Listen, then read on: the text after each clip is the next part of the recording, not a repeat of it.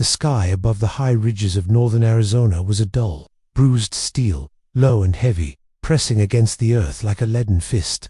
Snow had fallen since dawn, not in playful flurries that danced and vanished, but in a relentless, suffocating curtain that blurred the tree line into a smudged gray shadow. The world was draped in oppressive silence, absorbing every sound except the faint, insistent patter of snowflakes against pine needles. The wind didn't scream, it was worse, a quiet, insidious thing, sharp as a honed blade, threading through the cracks of the pinewoods and spiraling into the isolated basin where the land flattened just enough for a solitary soul to carve out an existence. Ethan Vance, 35 years old, broad-chested but worn down, split logs under that merciless sky. His gloves, stiff with cold and sticky with sap, felt like boards encasing his hands. His shoulders ached, a deep bone-weary throb that his wool-lined coat couldn't fend off. The echoes of a war he rarely spoke of lingered in his frame, in the lines etched around his eyes, in the deliberate quiet of his life. He lived here, in this remote basin, because it was far from other people. That was the point. His cabin, a weather-beaten structure of rough-hewn timbers bleached by sun and age, stood alone, its warped shutters like weary eyelids. Snow pressed thick and unforgiving against its base, an icy fortress sealing him in. A year ago, he'd boarded over the second window after it cracked in a vicious storm, the sound like a gunshot in the night. 2 years before that, he'd buried his hound, busted beneath the sycamore near the barn. Now just another mound under the snow. No visitors came here, no neighbors, just the stark presence of trees, the biting grip of ice, and the unvarying rhythm of his routines. 8 years ago, his wife Sarah died. Their boy, little Thomas, hadn't made it to his second winter. After that, the world beyond this valley lost its color, its meaning. Ethan stopped going to town more than once a season, and even then, only for supplies. No one ventured this far unless they were lost, desperate, or planning something ugly. This was a place for solitude, for forgetting, for simply existing. So when he heard a soft, irregular crunch in the snow, faint but real, his first instinct wasn't curiosity but visceral caution. His spine stiffened, the axe in his hand suddenly lighter, poised, his eyes narrowed, scanning the blurred expanse of woods beyond the rough-hewn fence. At first, he thought it might be an elk, driven down by the deepening snow. Then a prick of unease, a thief, a prospector, or a rider from Holbrook looking for shelter or trouble. He didn't move. He listened, every nerve taut, his boots half buried in the drift. The only sounds were the snow's soft fall and the frantic thump of his heart against his ribs. Then he saw her. A woman, thin, impossibly so, and barefoot. Her buckskin dress, torn and flapping like a tattered flag, offered no protection against the brutal cold. Her legs sank deep into the snow with each agonizing step as she staggered toward the porch. Her arms clutched her chest, as if holding herself together. Her hair, long and black, hung in a thick braid, dusted with white. Her skin, a deep, rich brown, was wind-chapped, her face drawn with exhaustion so profound it seemed to pull the air from the world. Not a settler, an Apache. Ethan's gut tensed, not from hatred, he wasn't that kind of man, but from what he knew, what he'd heard in the whispers of men who ventured this far. Apache women didn't wander alone in white territory, barefoot in winter. Unless something had gone catastrophically wrong. He stepped toward her slowly, his mind racing through possibilities, each darker than the last. She could be bait, a decoy, with others hidden in the woods, rifles aimed. But as she came closer, stumbling, her legs barely lifting through the snow, that thought faded. Her face was raw, etched with terror, not calculated, but primal, the desperate fear of someone facing their end. She dropped to her knees 10 yards from the porch, her hands plunging into the drift as if seeking purchase, her body swaying like she'd collapse into the white. Ethan watched for an agonizing second, every instinct screaming for distance, warning, against involvement. He didn't know her. He lived quiet. That isolation kept him alive, kept the ghosts of his past at bay. Then she looked up. Her eyes, dark and wide, met his, holding a depth of suffering that pierced his carefully constructed walls. "Please," she said, her voice dry and tight, a raw whisper torn from a parched throat. Her lips were cracked, bleeding. "Let me in." His jaw tightened. The axe felt heavy again. "I can reward you," she added, her voice dropping to a murmur, teeth chattering. She had nothing, no pack, no boots, no weapon. Her fingers were stiff, red, losing color. Her toes, buried in snow that must have burned like fire, were surely numb. Ethan thought about walking inside, bolting the door, letting nature finish her. She'd be gone by morning. No risk, no complication, just the same quiet he'd always kept. But he didn't move away. Instead, he crouched beside her, testing her reactions. She didn't flinch, past fear, past instinctual recoil. Her face twisted, not in panic, but in heartbreaking shame, as if waiting for rejection. "Can you walk?" he asked, his voice low, a rumble in the silence. Her eyes fluttered closed. Then she shook her head, barely.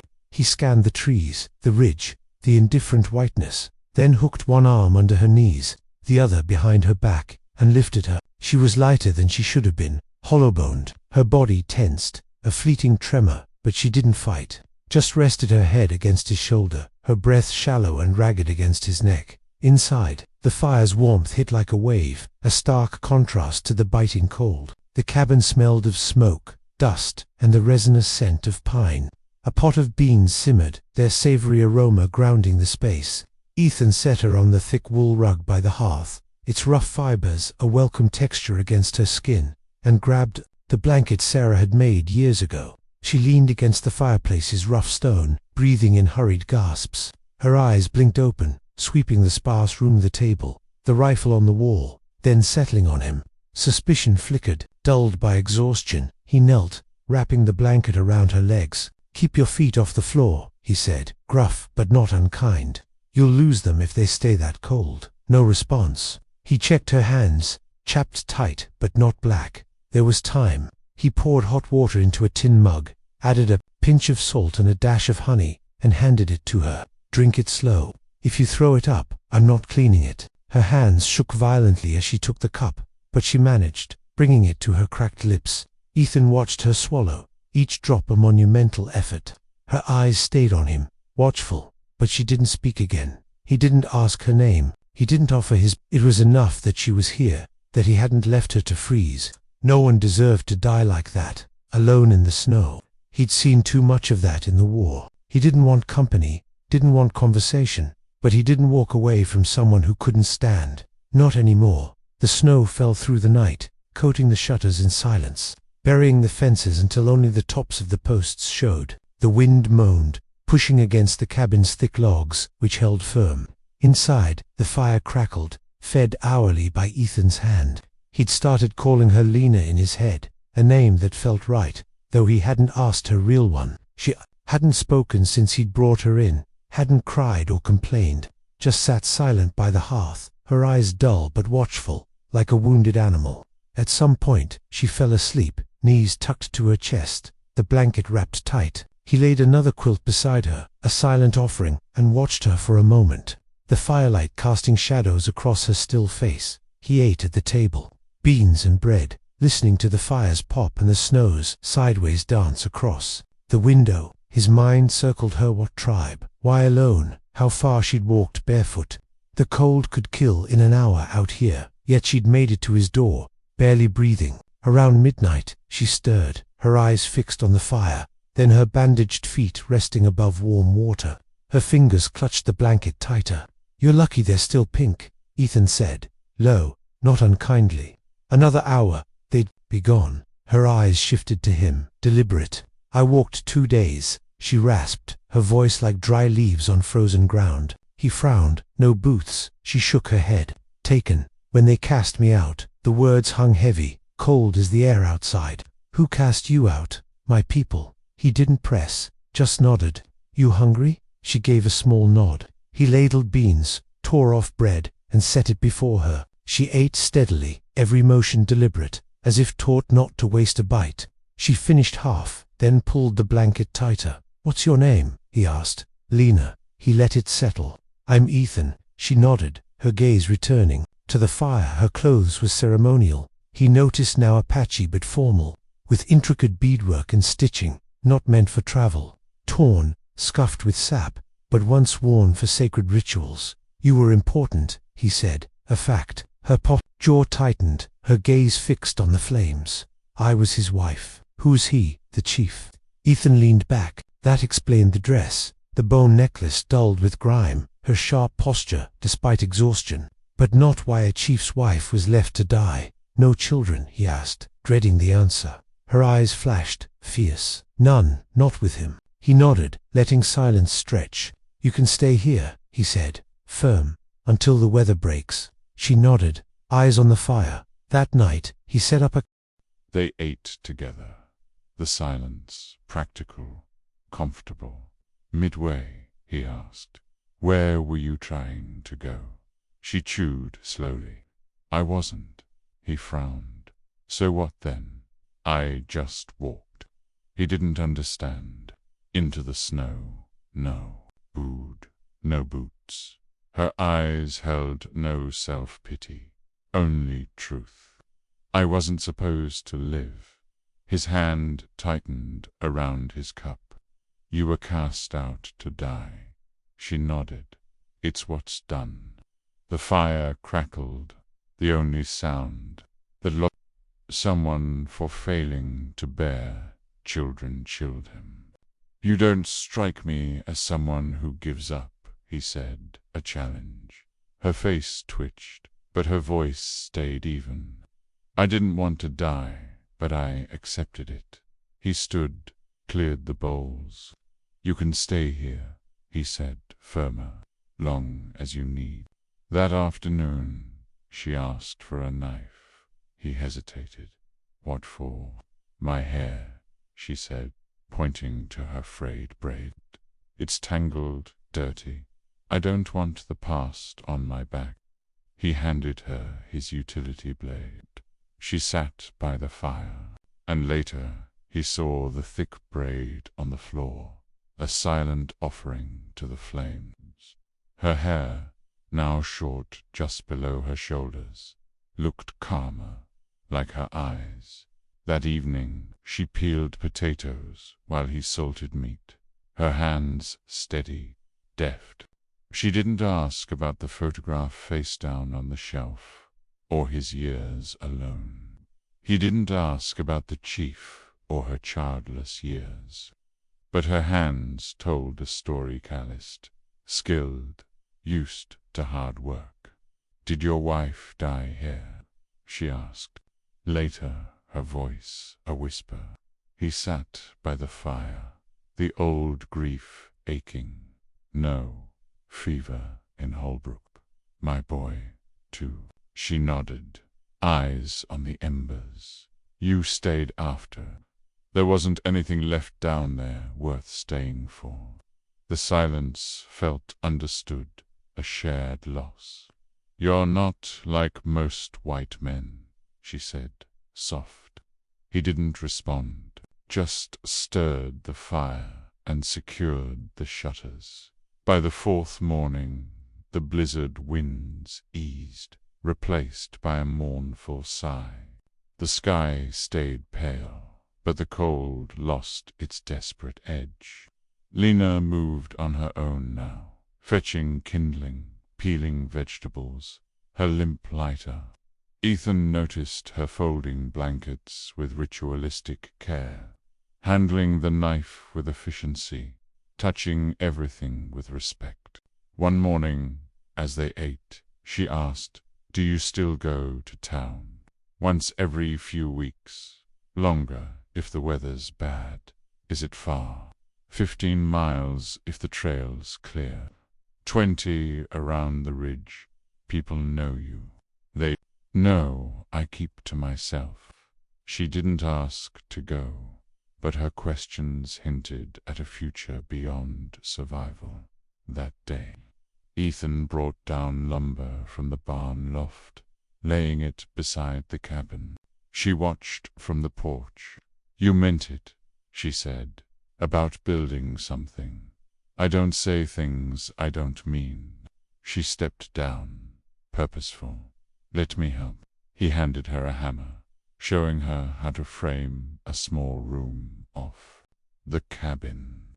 They worked together, her hands unsteady but determined, her brow furrowed. That evening, he gave her Sarah's old coat, wool-lined, patched but warm. She'd want someone using it, he said. Lena smoothed the cloth, tried it on, the sleeves too long but warm. "Thank you," she said, the words heavy with sincerity. The next morning they checked traps together, her first time beyond the yard. She moved slow but sure, the cold no longer consuming her. As they walked back, he said, "You mentioned a child before." She looked at the snow. "Yes. Do you want one again?" She stopped, shoulders lifting slightly.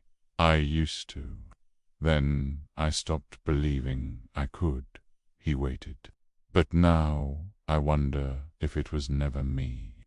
He nodded. "Might not have been." She walked on, then added, "If I had one, I'd want it born here. Not for ceremony, just for its life." His chest tightened, a stir of hope. That night he sat beside her, said her name, Lena, just to feel it. She looked up, leaned forward, and kissed him, steady, real. "I'm not leaving," she said. "Good," he replied, a quiet revelation. The snow still clung to the pines, but something had shifted inside. A door opening cautiously but certainly. Days later, Lena woke early, moving quietly, rekindling the stove, wiping the table. Her limp was faint now, her presence tangible. They shared the bed, no longer pretending this was temporary. One morning she stared at her hands, her face still inward.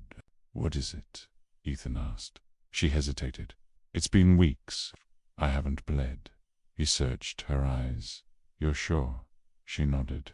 Silence hung thick with possibility. "You think it's him?" he asked. "I know it wasn't me," she said. "Certain. You feel all right. Better than I thought." "I feel something different, deep." He placed his hand over hers, their fingers intertwining. "If it's true, I want this child to live like we do. Not in fear, just here, with you, with me." He nodded. "That's what we'll do."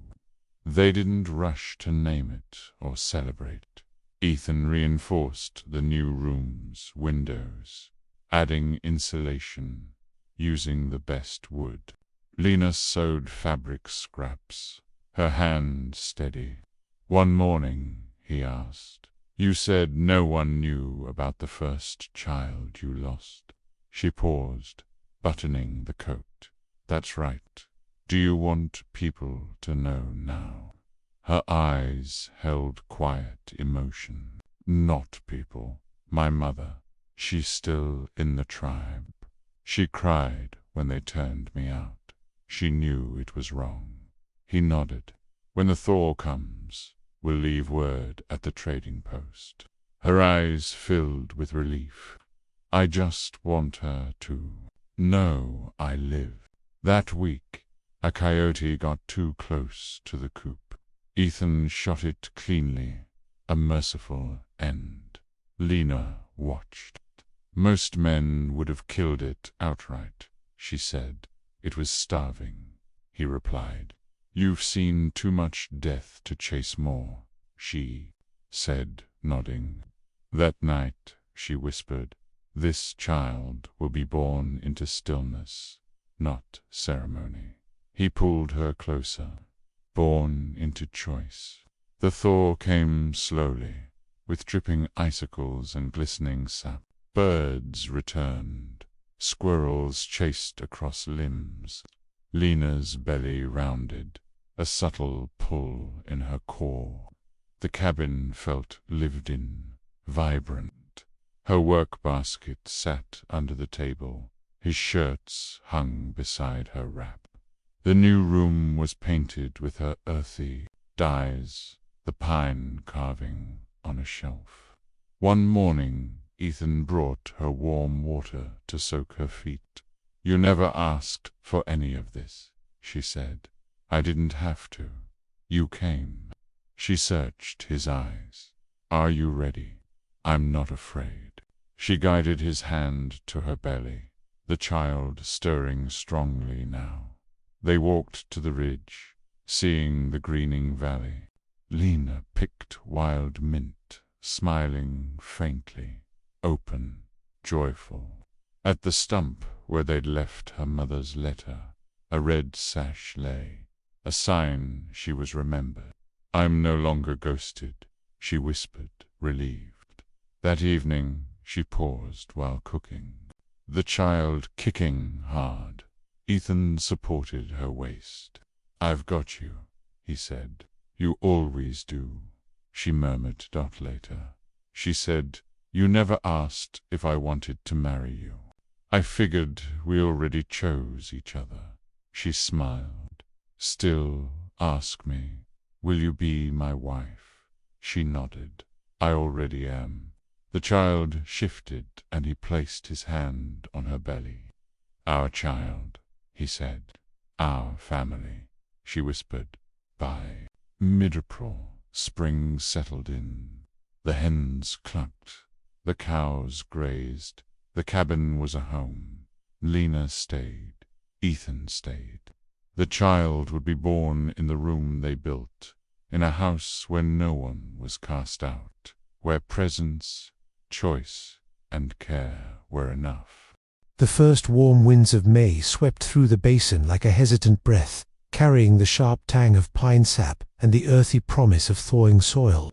The ridges above Ethan's cabin, once armored in ice, now shed rivulets of meltwater that trickled down the slopes, carving shallow grooves in the mud. Wildflowers pushed up through the damp ground, tiny bursts of yellow and purple against the greening grass, while the creek swelled with runoff, its rush a constant murmur that drowned the winter's silence. Birds flitted between branches, their calls piercing the air, a reminder that life persisted, stubborn and unyielding. Ethan rose before dawn, as always, his boots sinking into the soft earth as he checked the fences. The cows grazed lazily in the west pasture, their hides steaming in the cool morning air. He felt the weight of the axe in his calloused hands, the familiar ache in his shoulders, a dull companion. But there was a new rhythm to his days. Lena's presence lingered in every corner of the cabin, the scent of her herbal tea on the stove, the neatly folded quilts on the bed, the small bundle of sewn fabrics tucked away for the child. Her belly rounded further now,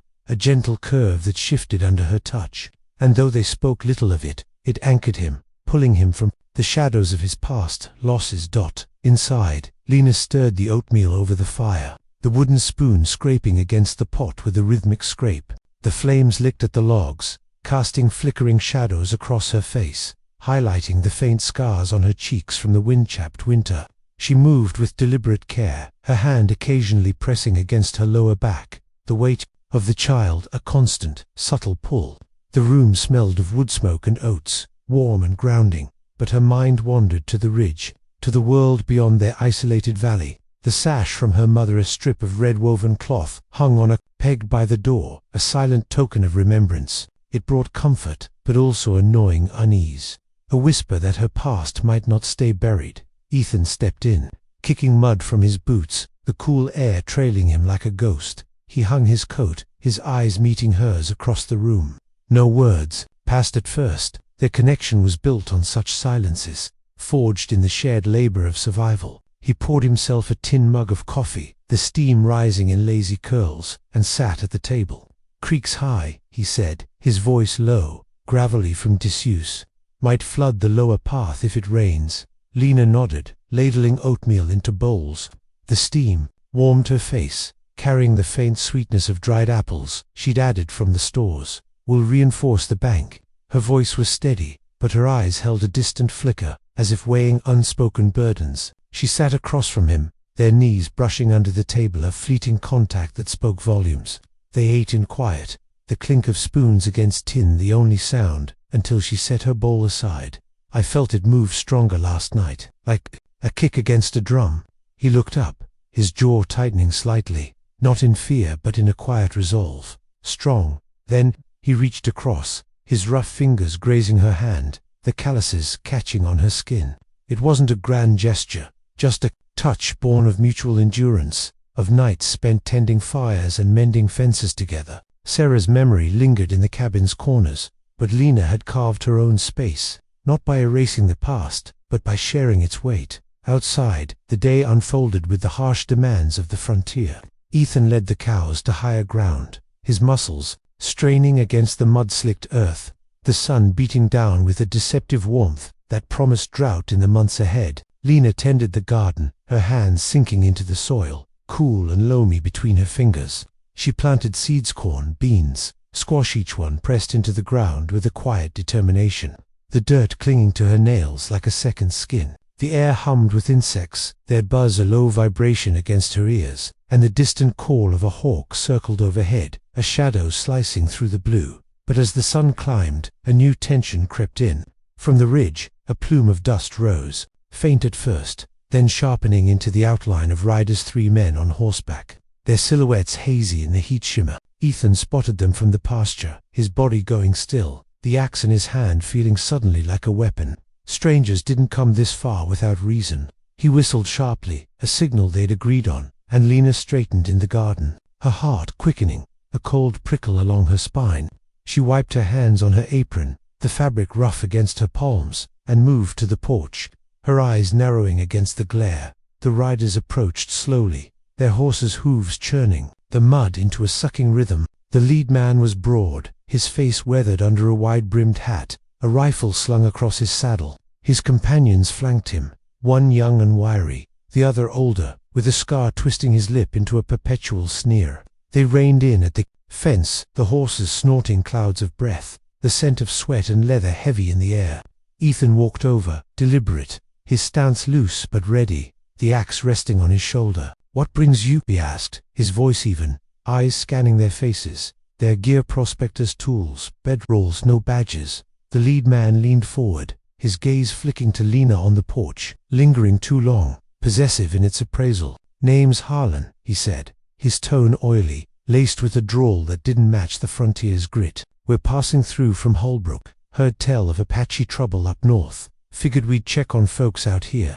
His eyes narrowed on Lena again, a smirk pulling at his lips. "Didn't expect to find one right here, warming your hearth." Ethan's grip tightened on the axe, the wood biting into his palm. "She's none of your concern." The words were clipped, a warning wrapped in calm. Harlan chuckled, low and mocking, his hand resting on his thigh near his holster. "Oh, she's concern enough. Apache raids been hitting ranchers. Women like Herkestovs, they say, might be scouting. Or worse, drawing kin back." He spat into the dirt, the glob landing with a wet thud. "We protect our own, you understand." Lena's hands clenched at her sides, the sash's red thread visible at her waist, a reminder of her roots. Her stomach twisted, not just from the child, but from the old shame resurfacing, sharp as a blade. She stepped forward, her bare feet firm on the porch boards, splintered and warm from the sun. "I have no kin coming," she said, her voice steady, though her pulse thrummed in her ears. "This is my place now." The scarred man laughed, a rasping sound like gravel under boot. "Your place, with a white man. Chief's wife, weren't you? Heard stories down in town. Cast out for being barren. Now look at you, swollen like a tick." His eyes raked over her belly, claiming with their gaze what words implied ownership over her fate. Ethan shifted, blocking their view of her, his body a solid barrier. "You've checked. Now move on." His tone was low, but the air thickened with tension. The horses shifting uneasily, their tails swishing against flies. Harlan's smirk faded, his hand inching toward his gun. "We decide when we move. Might need to, inspect, for safety." The threat hung, heavy as the dust settling around them. Lena felt the mung man of their peace fracture.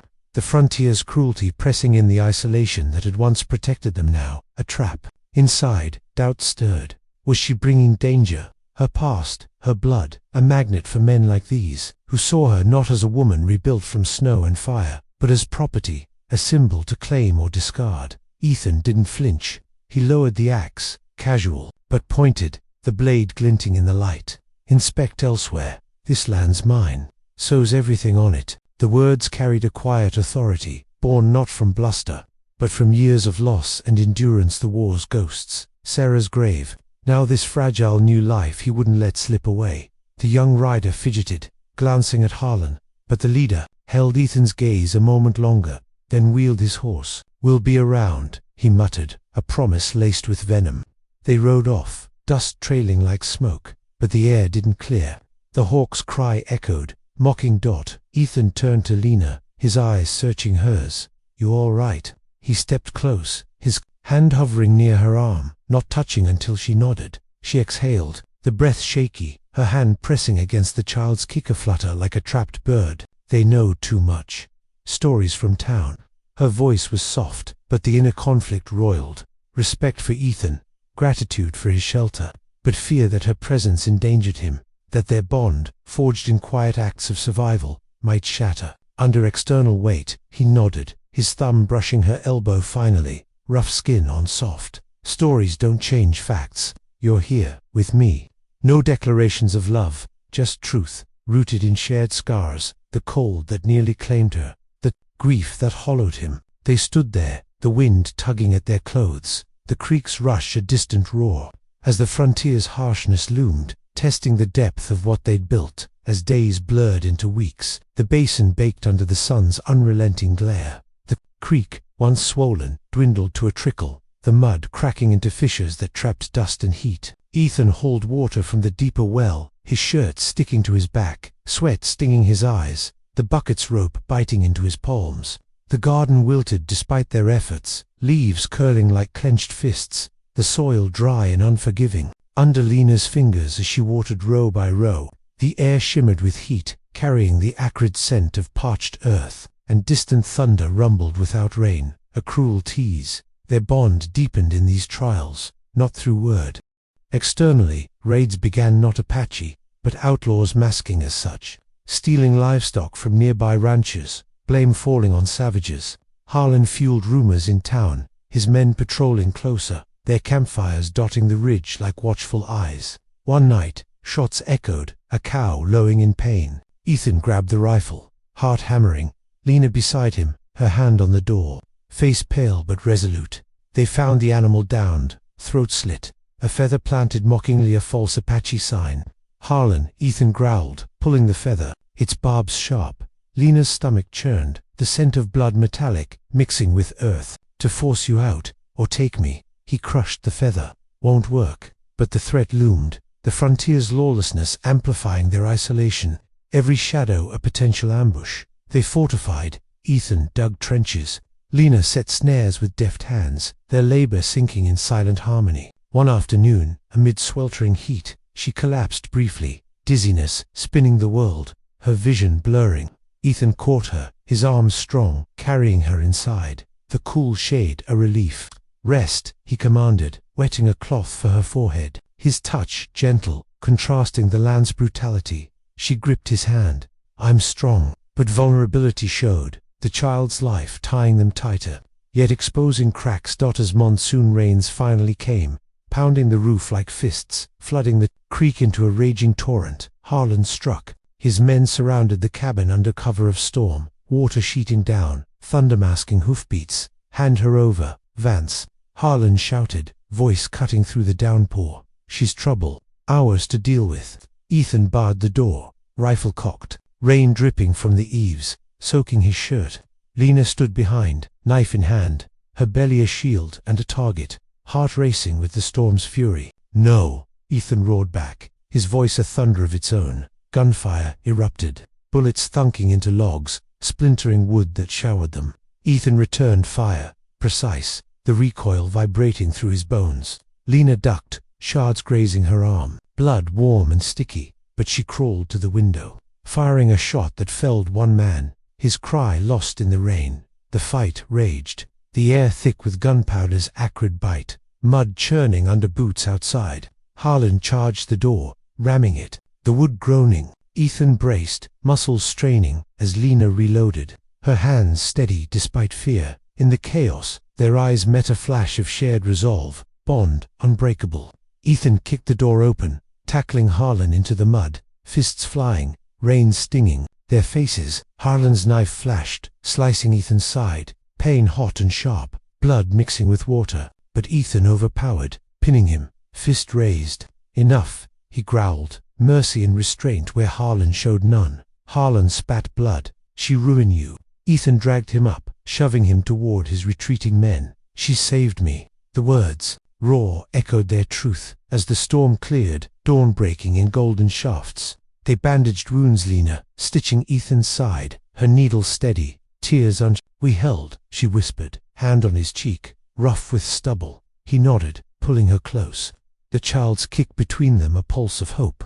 The frontier's harshness had tested them, but their connection, rooted in respect and shared trials, emerged stronger, ready for whatever came next.